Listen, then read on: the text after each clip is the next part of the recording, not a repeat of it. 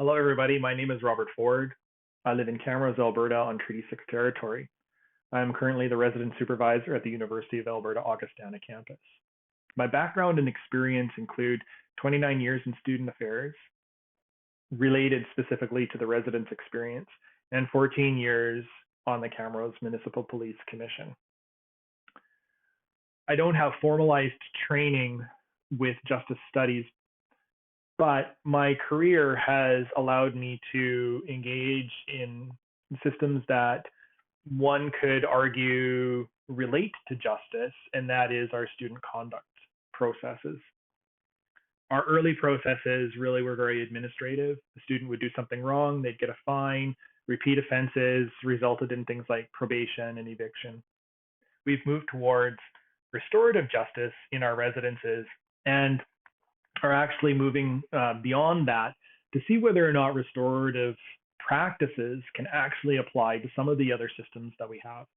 We really believe that this provides way better outcomes for our students, for our communities, and for those who are actually involved in issues related to conduct.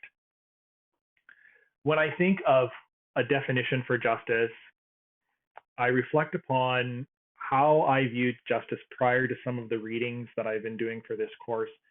And it relates to access and equity, and also how we are situated.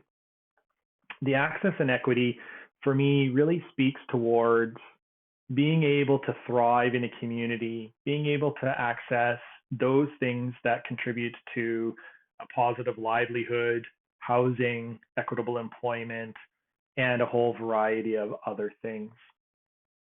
Referencing back to this idea of being equally situated, I think about this book here, Biased by Jennifer Eberhardt, and I'm going to quote on page 208, and this is relative to her commentaries in the book with respect to the integration of schools in the United States. But she says, treating everybody the same when they are differently situated is not always as fair as you might think. And a really great example of that was March of 2020, when this pandemic hit.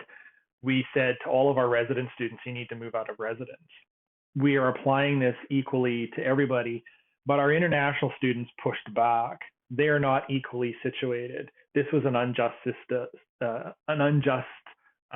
process, a thing that was happening to them. It was an equity issue. And we reversed our decision. Big question, can we achieve justice? In this particular scenario, I don't know if we achieved justice fully. We probably achieved as best as we could, but when we think about the impact that our initial decision had on students, the stress that it caused, and whether or not there were some students that probably moved out who would have thrived better had they stayed on campus, I don't think that we fully achieved it. We moved the needle. We moved, I think, in the right direction. So I think that justice is achievable as something that is an aspiration. We can move towards it, and we can probably find the best possible outcomes. Who is defining justice is a very interesting question. I think the students in my example would probably say that they had a very strong interest in what is just in that particular circumstance. As a community and as a society, we likely also have a vested interest in what is justice.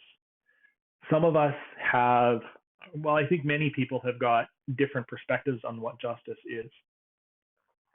Transdisciplinary approaches, as I've been reading about them, are fascinating. I think that the complexity of the situations that we wind up facing really require creative ways and creative approaches to deal with them. Transdisciplinary approaches seem to provide almost, I guess, permission to cross the aisle to other disciplines and to really bring in more resources to move towards better outcomes.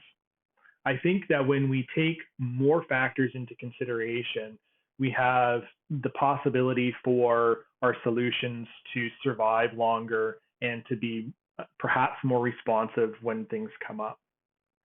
My expectations for my program is about learning, I am looking forward to working with classmates and faculty, not only in this course, but with Royal Roads as we move along a learning journey.